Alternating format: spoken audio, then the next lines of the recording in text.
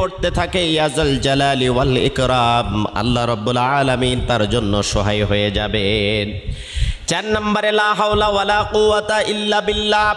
এই দোয়াটা সব সময়ের জন্য ঠোঁটে রাখবেন, মুখে রাখবেন, পড়তেই থাকবেন, জপতেই থাকবেন, পথে ঘাটে মাঠে যেখানেই থাকেন না কেন সব সময়ের জন্য পড়তে থাকবেন। 5 নম্বরে এই দোয়াটা পড়বেন, দোয়ায়ে ইউনুস। যত কঠিন বিপদ হোক না কেন, ইউনুস আলাইহিসসালাতু ওয়াসসালাম থেকে শুরু করে ইব্রাহিম আলাইহিসসালাতু ওয়াসসালাম থেকে শুরু করে যত সাহাবায়ে কেরাম থেকে শুরু করে নবীরা যত বিপদে পড়েছেন, এই দোয়াটার আমল যদি আপনি করতে পারেন আপনিও বিপদ থেকে হেফাজত পেয়ে যাবেন।